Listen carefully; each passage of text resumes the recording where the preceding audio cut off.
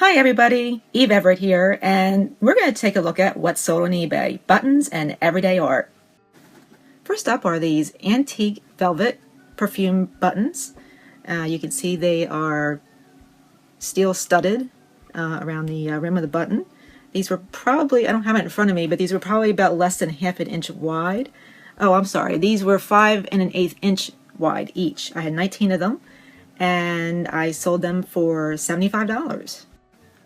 Oh, and before we go any further, people who collect antique and vintage buttons will pay very well for them, depending obviously on what you have.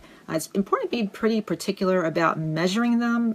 Measurements are pretty critical to button buyers because certain sizes are far more rare than others.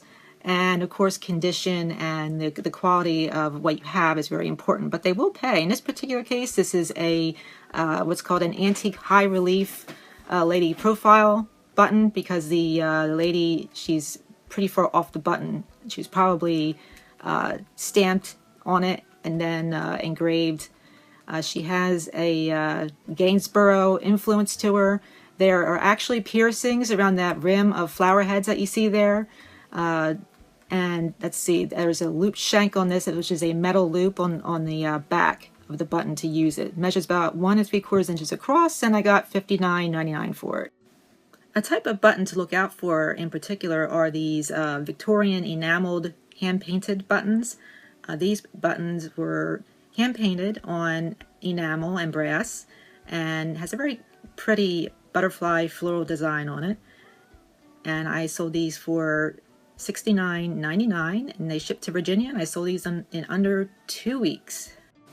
Now here is another lot of enameled buttons that are hand painted, and these have the steel studded rim to one of them, and the other one has like enamel flowers interposed on top of the hand painted enamel. And I sold these as a lot for $49.99, and they shipped over to the UK.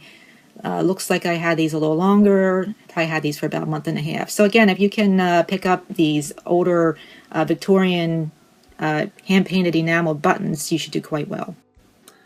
These buttons are an example of what I just spoke about, which is size matters.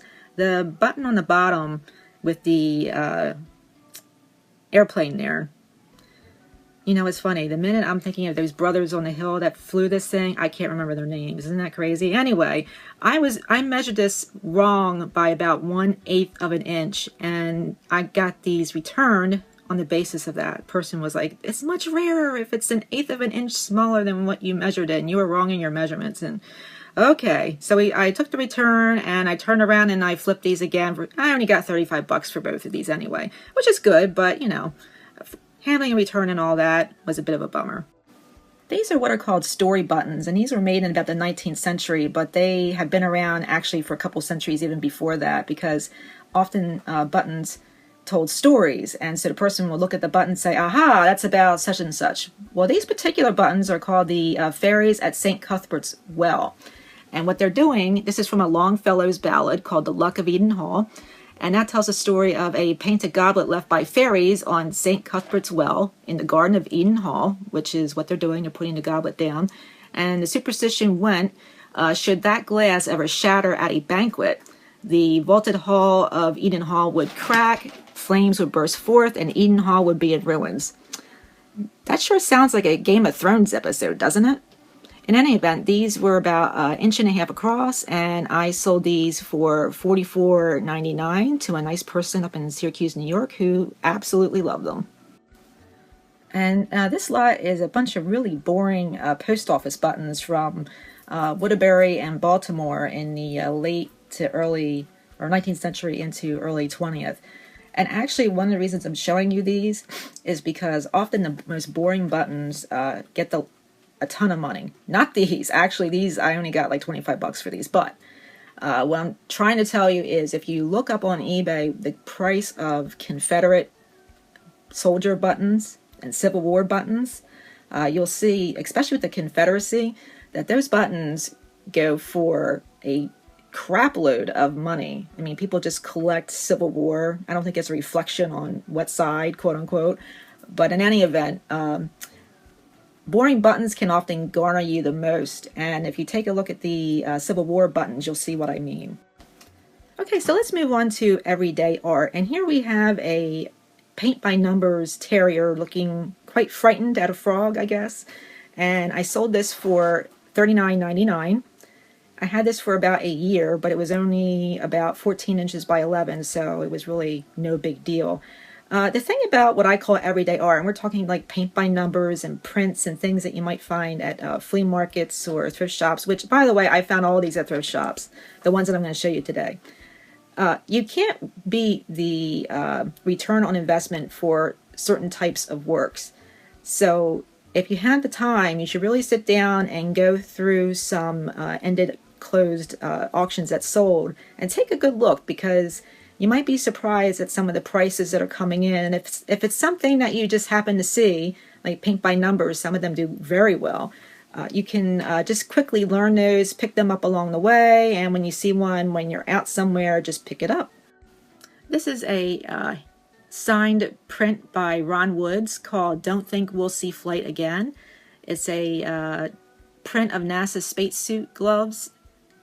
So I think that this is a fantastic piece, and I kind of regret that I didn't keep it. It's very nice. Ron Woods worked with the astronauts in terms of all what they wore, and he has painted and drawn space art extensively.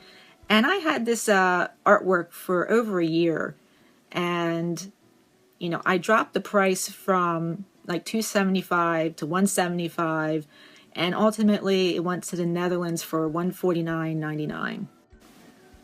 This is a small and simple Rocco Nigri ink drawing, and limited edition, as you can see there. He recently won some awards for drawing for children's stories, I think, and I went back and forth with a person who collected his stuff, and I got $35 for this. This is typical artwork, watercolor that you might see on your trip to the Bahamas or Bermuda.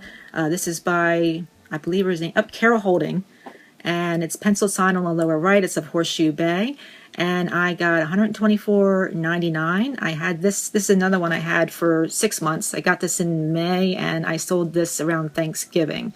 So went to New York, and I was happy, she was happy, and sometimes Bermuda touristy watercolor paintings can do well, so they might be worth picking up if you can get them cheap. This is one of my favorites because there's so much going on. Indonesians often drew these story panels.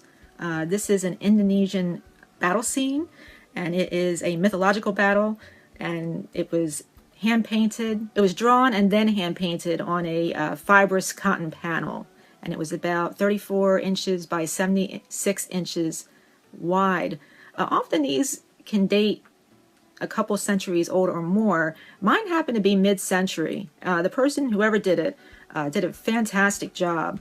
And I had this for, it's one of these stories where you fall in love with something and you think it's going to sell right away, and it just sits around for a long time, which was fine. I enjoyed it. I had this for about 7 months, and ultimately it sold to someone in Mexico for $69.99, which again was disappointing because I started it at like 3 times that, but I'm happy. And anyway, that's it for the week, and I hope you guys have a great week.